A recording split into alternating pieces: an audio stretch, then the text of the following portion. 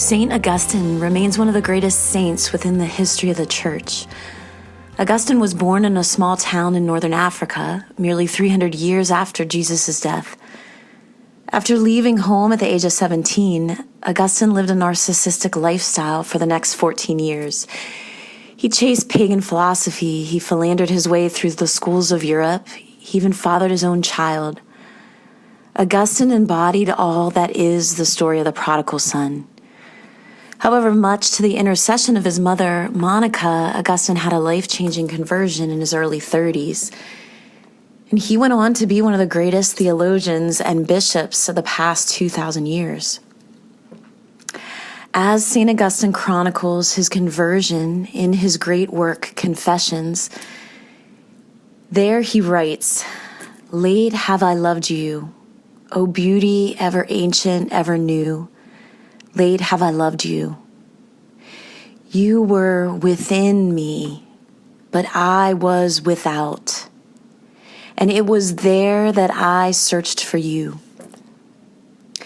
You called, you shouted, and you broke through my deafness. You flashed, you shone, you dispelled my blindness. I have tasted you. Now I hunger and thirst for more. You touched me, and I burned for your peace." St. Augustine tells us that his whole life was focused without, as he puts it. His entire focus of life was on things outside of him. The world, the pursuit of pleasure, the relentless thirst for more.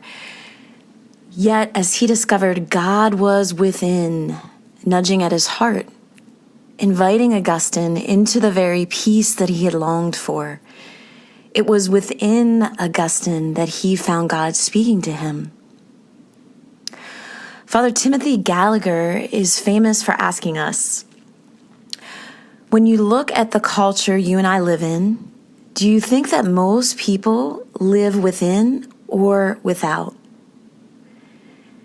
We, like Augustine, live in a world frenetically consumed with without.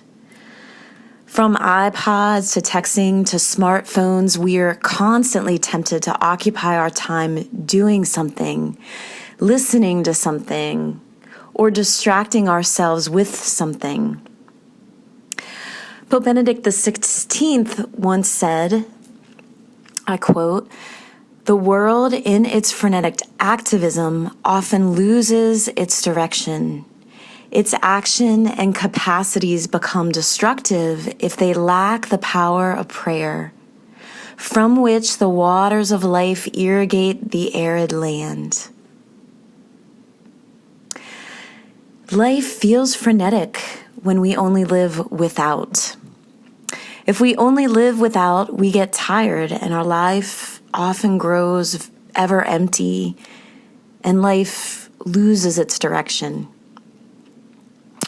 When you look at Augustine's words, ask yourself, do you live more within or without? We, like Augustine, also yearn for God. In the Catechism of the Catholic Church, paragraph 2566, it states, "Man is in search of God. In the act of creation, God calls every being from nothingness into existence. Even after losing through his sin his likeness to God, man remains an image of his Creator and retains the desire for the one who calls him into existence." All religions bear witness to man's essential search for God. We want God, and God, just like he did with Augustine, is calling us from within.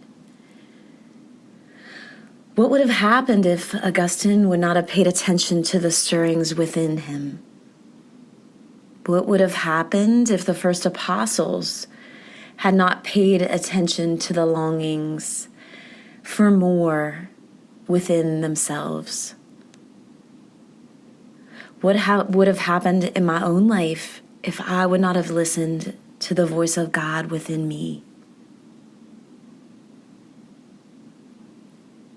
The invitation today is perhaps to slow down, to turn off the radio, to turn off the TV, to shut off the computer, and in the quiet to listen within. How is God calling you